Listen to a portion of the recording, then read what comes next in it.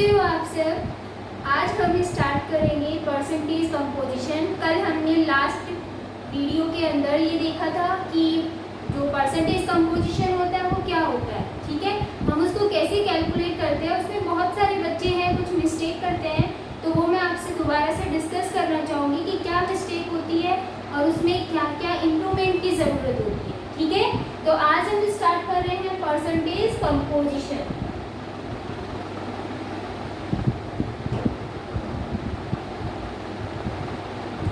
बेटे percentage composition का formula क्या होता है वो मैंने आपको बता दिया था। कैसे निकालते हैं, mass of one component divided by total mass of the compound या फिर मॉलिक्यूल इनटू 100।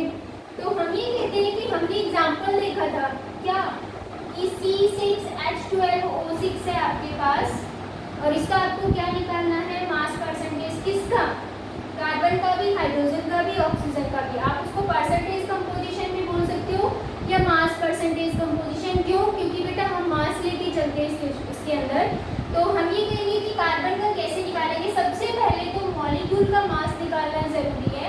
और मॉलिक्यूल का मास कैसे निकालते हैं, कार्बन का मास 12 होता है इंटू 6, क्योंकि कार्बन कितने हैं 6, प्लस हाइड्रोजन का मास होता है 1, हाइड्रोजन कितने हैं 12, प्लस ऑक्सीजन का मास कितना होता है बेटा 16 इंटू ऑक्सीजन कितने हैं 6। जब आप इसको सॉल्व करोगे तो आपके पास आएगा 180 ग्राम। ये आ गया बेटा molecular mass of the glucose. अब आपको मास परसेंटेज निकालनी है किसकी, कार्बन की। तो हम कैसे निकालते हैं, percentage composition of carbon. Carbon की निकालनी है तो मैंने आपको वीडियो के अंदर कल बताया था क्या कि 12 डिवाइडेड बाय 180 इंटू 100। अब आपने एक चीज देखी होगी, कल मैंने आपसे कहा था आपको कैलकुलेट करना है, 3 चीजें कैलकुलेट करनी थी। क्या क्या, percentage composition of hydrogen and percentage composition of oxygen. हमें ये कल कैलकुलेट करना था। मैंने कल यहाँ पर बीच में ही छुड़वा दिया था आपको कि आप कल कैलकुलेट करके बताएंगे, इसीलिए उसका मोटिव क्या था बेटा, अभी अच्छे से समझना। ऑक्सीजन का मास कितना होता है 16 डिवाइडेड बाय 180 इंटू 100। और मैंने आपसे ये कहा था बेटा इसको सॉल्व करोगे ये परसेंटेज के अंदर आ जाएगा। आज सभी ने सॉल्व करके देखा होगा। सॉल्व करने के बाद बेटा इन तीनों चीज़ों को जब आप प्लस करोगे तो क्या वो 100% आ रहा है। अगर आपका 100% आ रहा है दैट मीन्स आपका आंसर करेक्ट है, अदरवाइज नहीं है। तो बेटा जब आप ऐसे करके और परसेंटेज निकालते हो और उनको प्लस करते हो तो वो 100 नहीं आता है, दैट मीन्स वो आपका रॉन्ग है। तो चेक करने के लिए आपको प्लस करना पड़ेगा, ठीक है। बहुत सारे बच्चे होते हैं ये मिस्टेक कर देते हैं, इसीलिए मैंने फर्स्टली ये चीज़ बताई। अब देखो इसमें चीज़ ध्यान क्या रखना है बेटा, कार्बन, एक कार्बन का मास कितना है 12, बट यहाँ पर बेटा कार्बन कितने हैं 6, तो यहाँ पर मास कितना लेना होगा आपका 6 कार्बन का।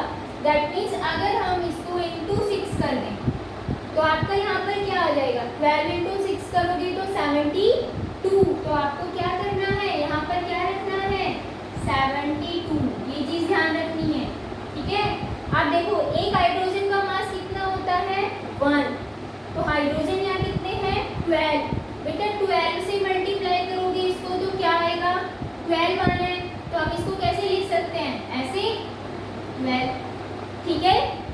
अब देखो बेटा कंपोजिशन ऑफ ऑक्सीजन निकालना है। ऑक्सीजन का मास कितना होता है 16, वो एक ऑक्सीजन का है।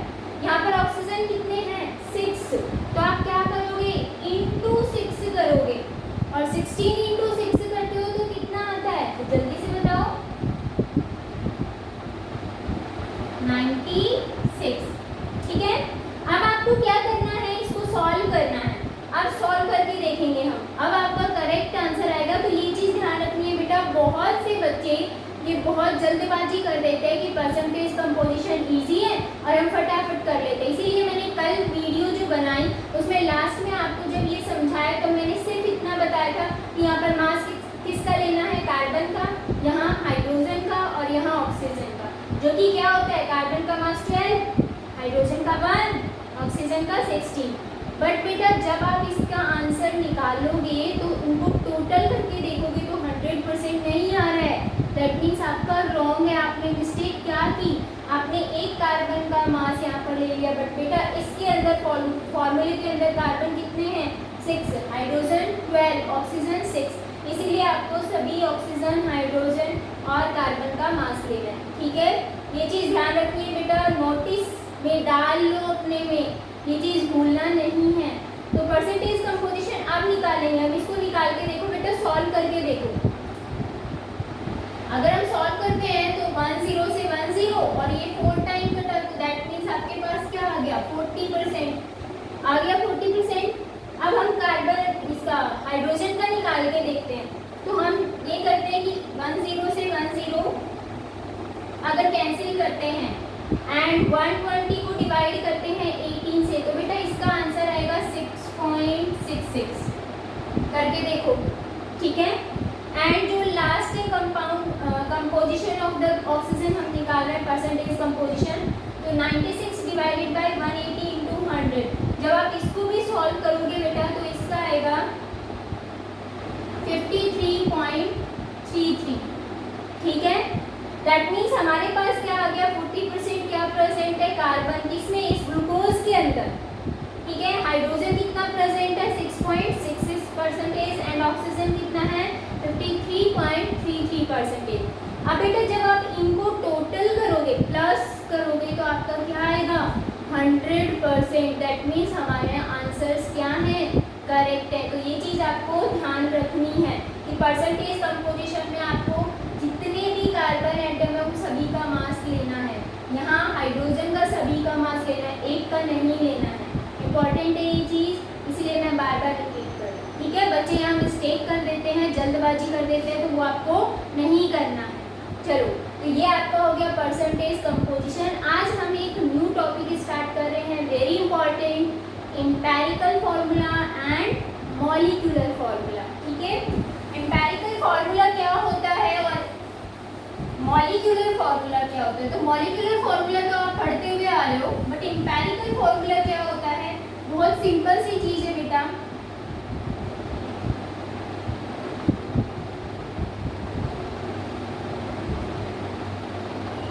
एम्पेरिकल जो फॉर्मूला है वो हम कैसे कैलकुलेट करते हैं वो मैं आपको बताऊंगी, बट सबसे पहले ये पता होना चाहिए एम्पेरिकल फॉर्मूला होता क्या है।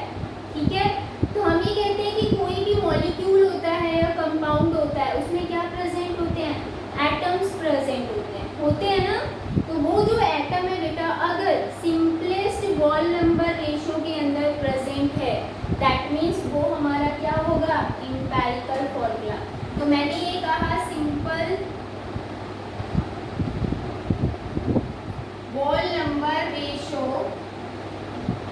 of atom of an element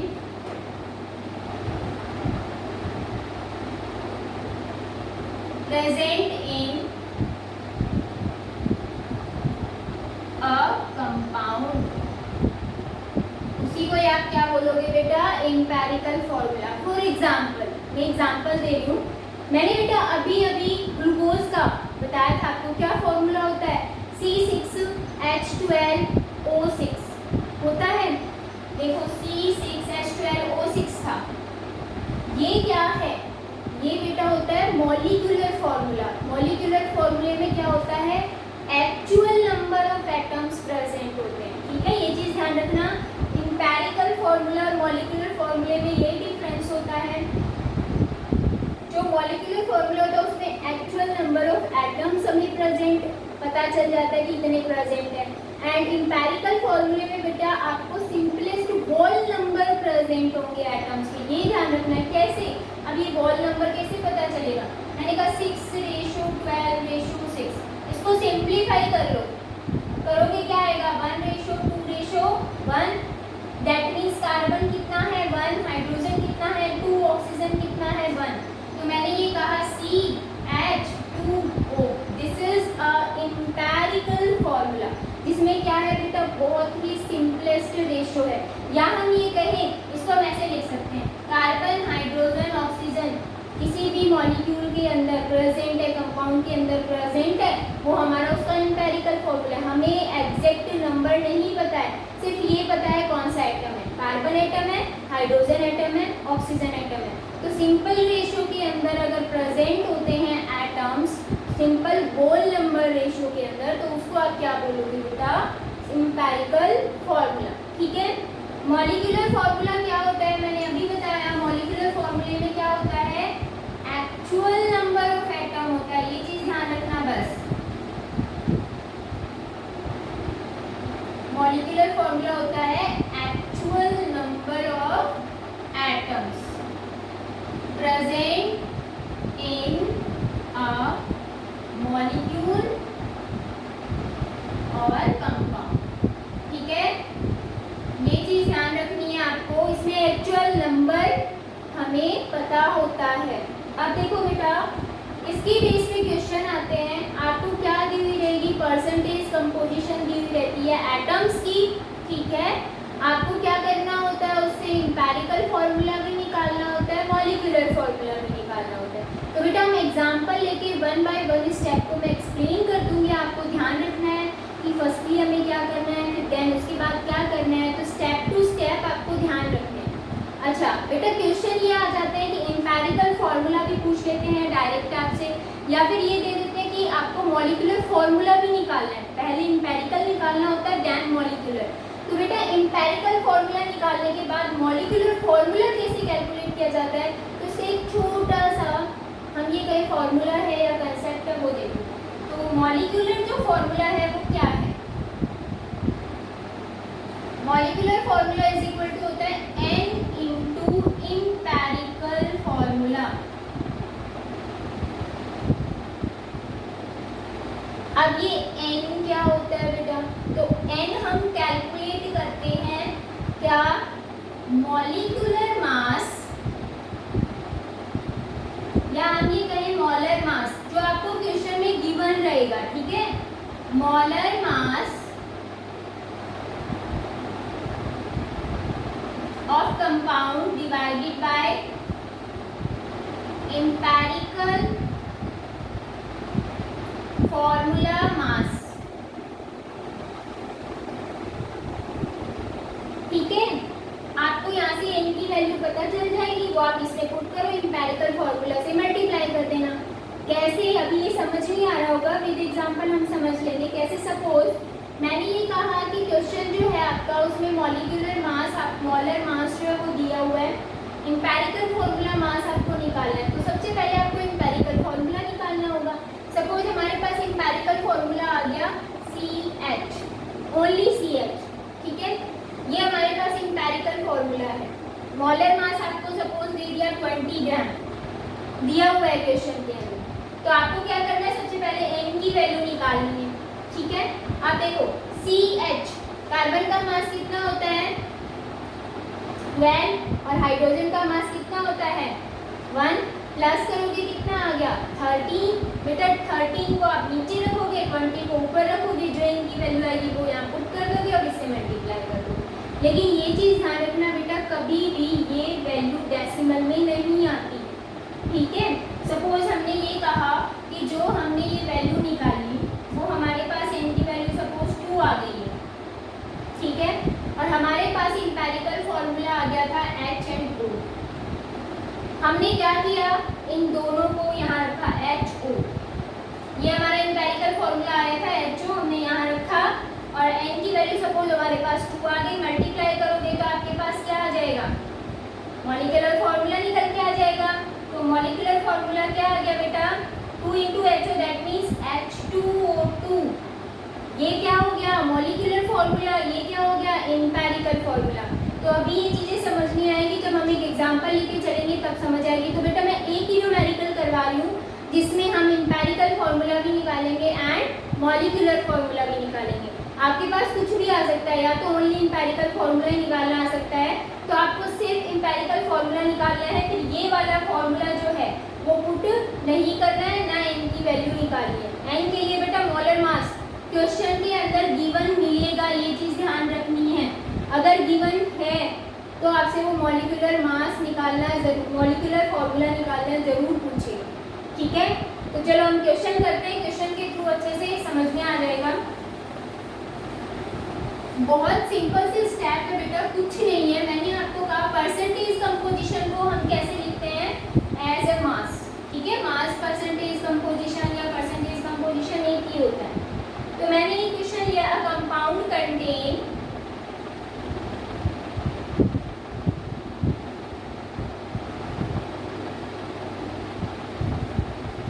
4.0% hydrogen,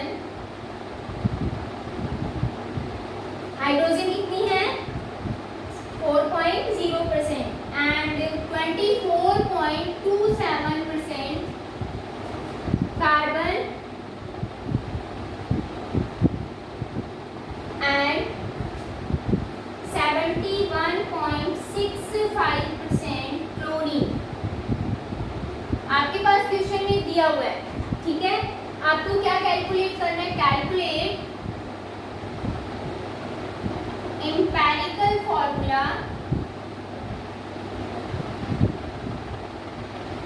आपको एम्पिरिकल फॉर्मूला कैलकुलेट करना है। ठीक है, अब देखो मैं सिर्फ अभी इतना बता रही हूँ, फिर मैं आपको ये बताऊंगी कि इसमें मोलर मास भी दिया हुआ होता तो हम कैसे मॉलिक्यूलर फॉर्मूला निकालते हैं। तो पहले एम्पिरिकल फॉर्मूला कैलकुलेट करना सीखते हैं। बेटा एम्पिरिकल फॉर्मूला कैलकुलेट करने के लिए बहुत सिंपल है, आपको स्टेप्स क्या क्या ध्यान रखने हैं।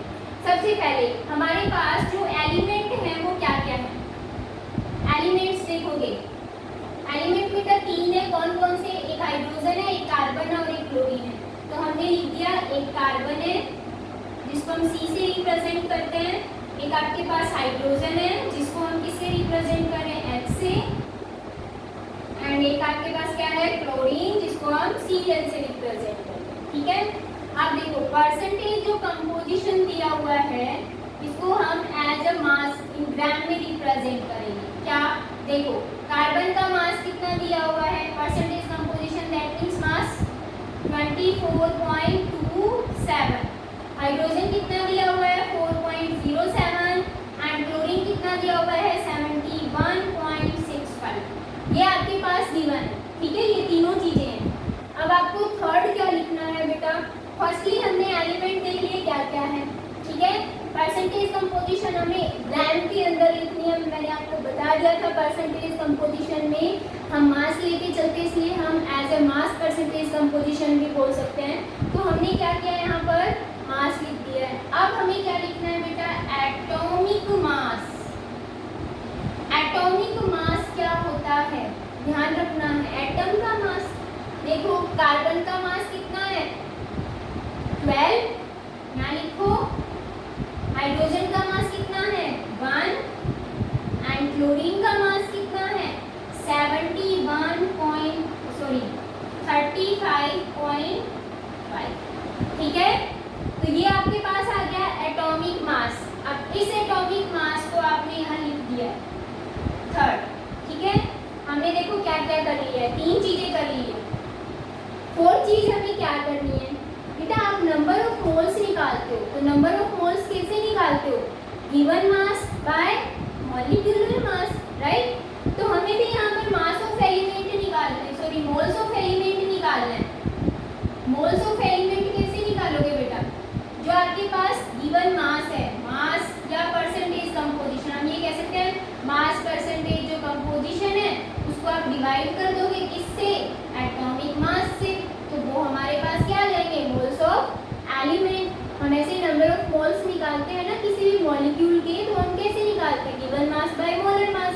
यहाँ मॉलिक्यूलर नहीं है, मॉलिक्यूल नहीं है, एटम एटम ले रहे हैं हम सिंपल फॉर्म में, तो हमें एटॉमिक मास लेना है। तो देखो बेटा डिवाइड कर दो, हमें क्या करना है 24.27 को डिवाइड करना है 12 से। यहाँ पर क्या आएगा 4.07 डिवाइडेड बाय 1 एंड यहाँ आएगा 71.65 डिवाइडेड बाय 35.5। तो जब आप इनको डिवाइड करोगे तो आपके पास क्या आएगा 2.02, ये एज इट इज आ जाएगा और ये भी आपके पास आ जाएगा 2.02। ठीक है, हमें थर्ड स्टेप, 4 स्टेप हमने कर लिए, एलिमेंट लिख लिया है, परसेंटेज कंपोजिशन लिख लिया है, देन उसके बाद हम क्या लिखेंगे एटॉमिक मास, फिर हम क्या लिखेंगे, moles of element. Moles of elements के बाद हमें क्या निकालना होता है, रेशो निकालना होता है। ठीक है, तो हम निकालेंगे रेशो ऑफ एलिमेंट। तो रेशो निकालने के लिए बेटा क्या करना होता है, उसमें एक छोटा सा स्टेप है, क्या कि जो सबसे लोवेस्ट वैल्यू है उसको सभी से डिवाइड कर दो। अब इसमें लोवेस्ट वैल्यू क्या है, 2.02, यहाँ सेम ही है, ये तो हाईएस्ट है, तो लोवेस्ट है आपके पास 2.02, तो आप क्या करोगे, 2.02 को डिवाइड कर दोगे 2.02 से। यहाँ भी क्या करोगे, 4.07 को डिवाइड कर दोगे 2.02 से, एंड यहाँ भी 2.02 को डिवाइड करोगे 2.02 से। तो आपके पास क्या आ गया बेटा, यहाँ पर 1, यहाँ पर 2, यहाँ पर 1। ठीक है, आप देखो इससे नेक्स्ट स्टेप भी होता है, कब होता है बेटा, ये तो है सिंपलेस्ट रेशो, हम इसको बोलते हैं सिंपलेस्ट रेशो। एक होता है सिंपल होल नंबर रेशो। क्यों होल नंबर रेशो में क्यों कन्वर्ट करते हैं, अगर बेटा कोई डिजिट या डेसिमल में आ जाती है तो हमें सिंपलेस्ट होल नंबर रेशो में चेंज करना होता है। ठीक है, अब डेसिमल में आप देखते हो ना कि जब हम फॉर्मूला बनाते हैं तो हम ऐसे तो लिखते नहीं कि C आया है 1 और H आया है 1.5 और ऑक्सीजन आया है 1, ऐसे तो आप कभी नहीं लिखते ना। एक सिंपल वॉल नंबर में होता है, तो हमें वॉल नंबर में कन्वर्ट करना होता है, तो हम कोई भी इंटीगर से, सुटेबल इंटीगर से मल्टीप्लाई करके उसको वॉल नंबर में चेंज कर लेते हैं। सपोज मैं आपको देती हूँ क्या एग्जाम्पल, सपोज हमारे पास यहाँ 2 की जगह क्या आया होता 1.5, ऊपर हमारे पास 1 आया होता, नीचे भी 1 और बीच में हमारे पास आया होता 1.5। तो बेटा इस केस के अंदर आपको क्या करना होता है, एक ऐसे इंटीगर से मल्टीप्लाई करते, इंटीगर दैट मीन्स 1 2 3 4 5 कुछ भी हो सकता है, तो उससे क्या हो, वो सिंपल वॉल नंबर में चेंज हो जाए। कैसे, सपोज हमने इसको 2 से मल्टीप्लाई किया, तो तीनों को करोगे बेटा, एक को ही नहीं करना होता, तीनों को करोगे तो ये 2 में आया, ये कितना आ जाएगा 3 में, ये 2 में, सिंपल होल नंबर रेशो के अंदर चेंज हो जाता है, ये ध्यान रखना। तो अभी हमें इसमें तो ज़रूरत है नहीं क्योंकि हमारे पास सिंपल वॉल नंबर में ही आया है। ठीक है, तो वॉल नंबर आपके पास क्या क्या आ गए, 1 2 1, आपके पास आ गया है। रेशो कितना आया एलिमेंट्स का, 1 2 1। तो हमारे पास बेटा इंपेरिकल फॉर्मूला क्या बन के आया, देखो इंपेरिकल फॉर्मूला क्या बन के आया, कार्बन कितना आया है 1, हाइड्रोजन कितने आए हैं 2 CH2, एंड क्लोरीन कितना आया है बेटा 1 Cl। दैट मीन्स हमारे पास इंपेरिकल फॉर्मूला आ गया CH2Cl, ये इंपेरिकल आया है। अगर यहाँ तक ही क्वेश्चन आता है तो आपको इंपेरिकल फॉर्मूला निकालना था, आपने निकाल दिया। ठीक है, अब आपसे पूछते हैं कि मॉलिक्यूलर फॉर्मूला भी निकालना है, और इसमें आपसे दे देते कि अगर मोलर मास, सपोज कि मोलर मास दिया हुआ है कितना 98.96, मैं यही लिख दूँ, मोलर मास दिया हुआ है बेटा आपको 98.96 दिया हुआ है, ठीक है, ग्राम के अंदर, और आपसे ये कहते हैं कि अब क्या कैलकुलेट करना है, मॉलिक्यूलर फार्मूला। तो मॉलिक्यूलर फार्मूला कैलकुलेट करने के लिए आप क्या करते हो बेटा, ये वाली प्रोसेस दोबारा करनी है, सेम इंपेरिकल तो निकालना ही है क्योंकि मॉलिक्यूलर निकालने के लिए इंपेरिकल आपको निकालना पड़ेगा। ठीक है, ये प्रोसेस आपको करनी है सेम। अब हमें नेक्स्ट स्टेप में क्या करना है, जो मॉलिक्यूलर फॉर्मूला है वो क्या है, देखो मॉलिक्यूलर फॉर्मूला हमारे पास क्या था, n इंटू इंपेरिकल फॉर्मूला, यही था। इंपेरिकल फॉर्मूला हमारे पास आ चुका है CH2Cl। अब यहाँ n की वैल्यू निकालनी है, और n निकालने के लिए मैंने क्या कहा था, यहाँ पर क्या लिखोगे, molar mass divided by empirical formula mass. ठीक है, अब देखो मोलर मास दिया हुआ है 98.96, इंपेरिकल फॉर्मूला मास नहीं दिया हुआ, हमें निकालना है। कैसे निकालेंगे, कार्बन का मास 12 प्लस हाइड्रोजन का 1 इंटू 2 प्लस क्लोरीन का होता है बेटा 35.5। जब आप इसको सॉल्व करोगे तो क्या आएगा, 12 प्लस 2 14, 14 प्लस 35.5 करोगे तो आपके पास क्या आएगा 49.5। ठीक है, ये आ गया आपके पास। 49.5। तो आप क्या कर दोगे, यहाँ पर पुट कर दोगे 49.5 इंटू CH2Cl। जब आप इसको सॉल्व करोगे तो बेटा आपके पास क्या आएगा, इसका आंसर 2 इंटू CH2Cl। ठीक है, अब आप क्या करोगे, 2 को देखो, कार्बन भी कितने हो गए 2, हम लिखेंगे C2। हाइड्रोजन पहले से 2 थे, 2 से multiply that means 4 CH4 sorry C2H4 and chlorine कितने हैं 2, तो आप क्या लिख दोगे Cl2। This is the molecular formula. ठीक है, तो आपके पास इंपेरिकल फॉर्मूला क्या आया था क्वेश्चन में, अगर इंपेरिकल फॉर्मूला पूछते हैं तो आपका आया था CH2Cl। अगर वहाँ पर मोलर मास दिया हुआ है क्वेश्चन में ब्रैकेट में, या फिर दिया हुआ if molar mass of the compound is 98.96, calculate the empirical formula and molecular formula. तो इंपेरिकल फॉर्मूला निकालोगे, देन उसके बाद क्या निकालोगे, मॉलिक्यूलर फॉर्मूला। बहुत इजी है बेटा, मोलर मास मिलेगा, इंपेरिकल फॉर्मूला निकालने के बाद उसका मास निकाल लेना, वो पुट कर देना, और यहाँ इंपेरिकल फॉर्मूला आपको लिखना ही है, जो वैल्यू आए उसको मल्टीप्लाई कर देना इंपेरिकल फॉर्मूले से, आपका आंसर आ जाएगा। ठीक है, तो ये हमारा हो गया कौन सा, empirical formula and molecular formula. ये चीज़ बेटा ध्यान रखनी है, इंपेरिकल फॉर्मूले में कभी आप वैलेंसी चेक करने लग जाओ कि कार्बन की तो यहाँ पूरी है ही नहीं, क्यों, क्योंकि कार्बन की वैलेंसी तो 4 होती है, यहाँ पर तो 2 हाइड्रोजन जुड़े हुए हैं, 1 क्लोरीन, यहाँ वैलेंसी है ही नहीं पूरी, तो ये गलत हुआ। ऐसा नहीं होता, क्योंकि उसमें बेटा सिंपल बॉल नंबर के अंदर जो एटम्स प्रेजेंट होते हैं वो ही आपको देखने पड़ेंगे, वही इंपेरिकल फॉर्मूला है। ठीक है, मॉलिक्यूलर फॉर्मूले में आपको एग्जैक्ट चीज़ मिलेगी, करेक्ट मिलेगी जो आप पढ़ते हो। जैसे मैंने कहा वाटर, वाटर का क्या होता है H2O, तो वो क्या है, मॉलिक्यूलर फॉर्मूला। अगर वहाँ आ जाता है HO तो वो क्या है, इंपेरिकल फॉर्मूला। ठीक है, ये डिफरेंस होता है इंपेरिकल फॉर्मूले में और मॉलिक्यूलर फॉर्मूले में। तो आज बेटा हमारा ये नया टॉपिक कंप्लीट हो चुका है, कल हम एक न्यू टॉपिक के साथ फिर से आएंगे, बैलेंसिंग द केमिकल इक्वेशन, जो आपने 10th में भी पढ़ी हुई है। ओके बेटा, टेक केयर, बाय बाय।